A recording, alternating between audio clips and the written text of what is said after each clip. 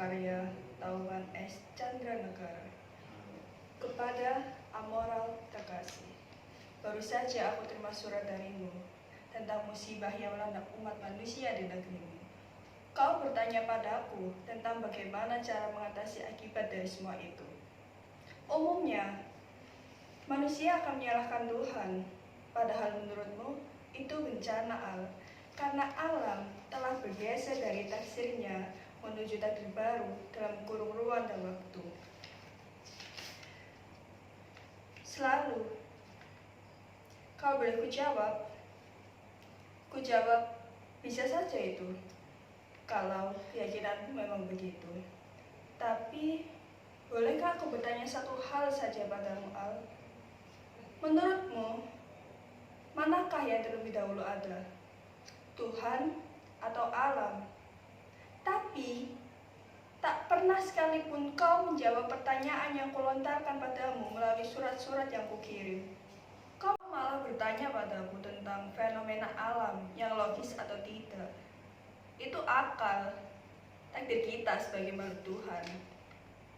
Selalu saja seperti itu. Kau bertanya padaku tentang Tuhan ataupun alam.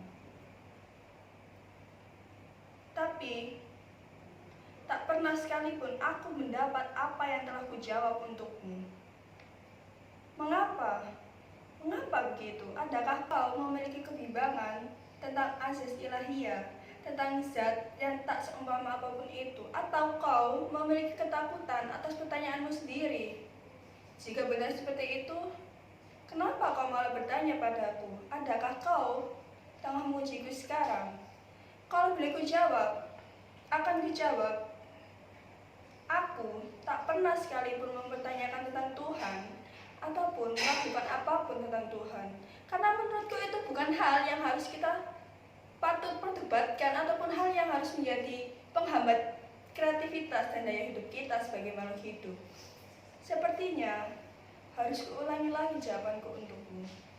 Menurut Tuhan adalah teman kreatif, teologis tunggal yang meruang dalam kosmos jiwa, mencintai, menyayangi, mengasihi, mencintai kita dari awal hingga akhir hayat di kandung badan. Maka dari itu, aku tak akan membiarkan secercah cahaya kegelapan mengganggu pelita pemberi harapan. Meski terkadang aku bimbang pada saat-saat aku bereaksi pada aksi realitas hidup yang menghisapku detik per detik, terkadang keserakahan menggodaku untuk melalui jalan konflik, chaos, korupsi. Kau tahu apa yang kulakukan? Aku mulai menulis cerpen, aku mulai menulis prosa, aku mulai menulis novel. Aku mulai menulis isai dan artikel-artikel sekadar untuk menjauhi birahi yang membawa luka-luka dalam jiwaku. My dear Amora, aku tahu kau penuh dengan rencana. Itu ikhwal, inti dari kebaikan. Jika memang kau ingin menjadi kebaikan seperti yang kau ceritakan di dalam surat-suratmu, lantas bagaimana meningkatkan upaya-upaya itu? Lalu pernah ku bilang padamu bukan? Jadilah inti sejati dari akal sehatmu sendiri. Karena dari situlah kau akan mendapatkan citra realitas yang akan kau jalani kelak. Tapi kau malah bertanya lagi dengan panjang lebar di dalam suratmu. Pertanyaanmu seperti ini. Mengapa kita sebagai makhluk hidup harus berinteraksi dengan alam dan kehidupannya? Mengapa tidak sebaliknya? Mengapa tidak alam saja yang berinteraksi dengan kita sebagai makhluk hidup? Terkadang pertanyaanmu memang agak bodoh. Ya, agak bodoh. Tapi tetap saja aku jawab, bukan aku respon seluruh surat-surat yang aku kirim untukku. Karena itulah yang disebut kewajaran. Kewajaran berinteraksi, fadilah ilahiyah. Sejak saat itu, Sejak surat terakhir yang kujawab seperti itu, kau tak lagi berkirim pesan padaku, kau tak mengirim surat lagi untukku, seolah-olah kau menghilang dari alam gaib semesta. My dear Amora, yang kusayangi, yang sekarang menghilang bersama waktu. Di manakah kamu sekarang? Jikalau kau memang tengah melihat pertunjukanku ini, sebetulnya aku sudah mati. Karena aku kehilangan teman sejawat, teman terbaik yang memberiku kehidupan melalui kata dan pertanyaanmu yang terkadang menggelitikku untuk terus menjawabnya. Karena dari situlah aku mendapat kehidupan. Aku mendapatkan hikmah dari kata dan pertanyaanmu. Di dalam kematianku kini, aku bisa melihat apa itu hakikat dari kebenaran. Tentang pengkhianatan yang menjadi bekal untuk kekekalan. Jika kita bisa mengalahkannya atau membunuhnya menggunakan pisau terhunus meskipun harus banyak berjatuhan korban, barangkali itulah yang disebut cinta kepada sesama, membunuh pengkhianatan. Dari tempatku kini, aku bisa melihat semua kebohonganmu. Aku bisa melihat bagaimana kau bermain-main dengan malaikat hitam. Lalu kau membantai talenta-talenta yang kau miliki lewat sejuta alibi tentang aklamasi dan kebaikan. Lalu kau membuat ruang-ruang berkelas. Lalu kau memenjarakan orang-orang yang kau sebut terkasih di dalam etalase-etalase berlogo berlabel besar popularitas. Dan kau pandangi mereka dari atas singgasanamu sambil menikmati vodka dan menghisap jempol kakimu sendiri. Sambil memilih waktu untuk kau butuhkan sebagai budak kapital bersistem paguyuban.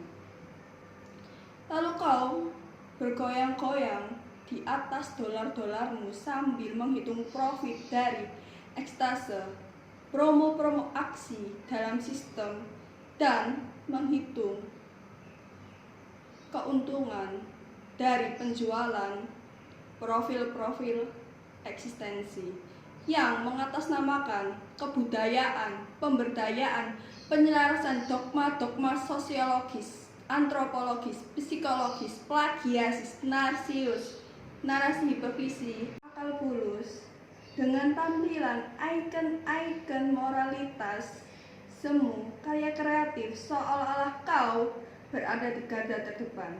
Betul, sebuah akrobat dari pesulap.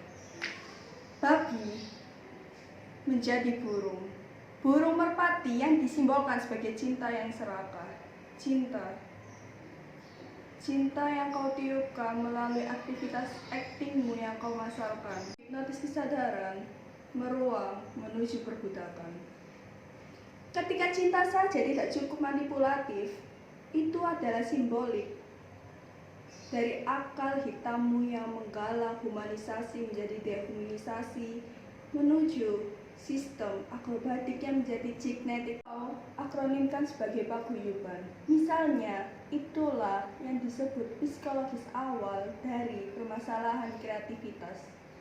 Dari tempatku sekarang, aku bisa melihat apa yang disebut nurani. Nurani, apakah kau masih memilikinya? Tidak. Sekarang kau tak bisa lagi berbohong padaku. Dengan jelas, fokus, tanpa kacamata minus plus. Aku sekarang tahu jika kau sudah tak memiliki nurani. Nurani-nuranimu telah kau jual kepada sistem-sistem yang pernah kau hujat ke dalam karya-karya kreatifmu. Teganya kau membohongi Tuhan. Tuhan yang selama ini kau tanyakan padaku. Aku tahu maksud dari Tuhan yang kau tanyakan. Sebenarnya kau membutuh pengakuan, bukan? Kau ingin tahu siapa yang memiliki hak atas semua hidup dan matinya kreativitas seseorang. Aku tahu jika kau membutuhkan sebuah pengakuan. Itu kan esensinya. masih bisa kau mengelaknya.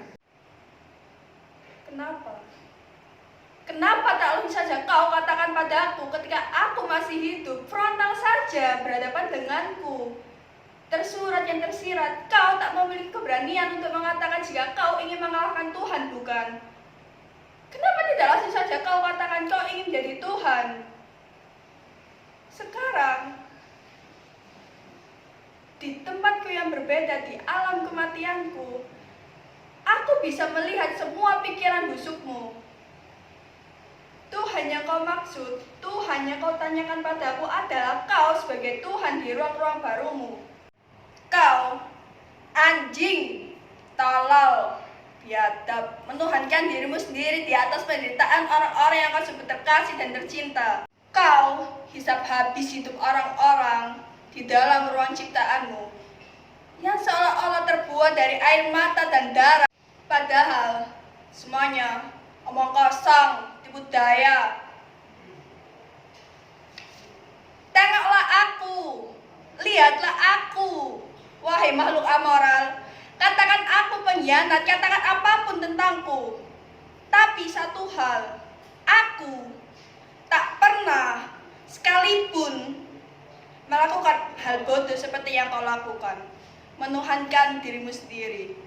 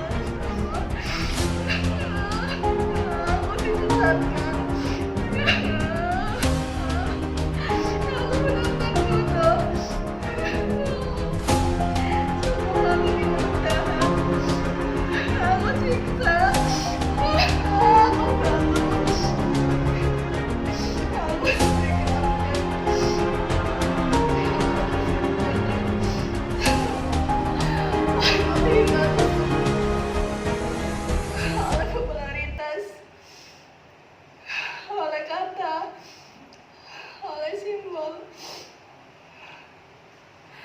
aku dibutakan oleh kata-kata dari amoral. Aku tersesat, aku celaka,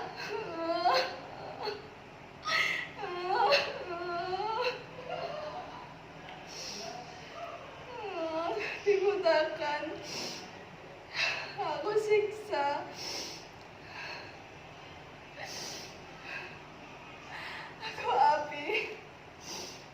Aku api yang siap mengamuk kapanpun. Moral terkasih, ingat, saat kau menghadapi Tuhan kelak, ada hal yang tak bisa kau pungkiri.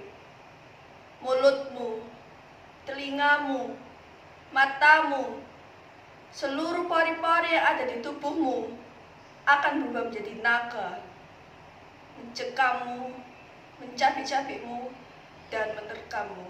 Ingat itu.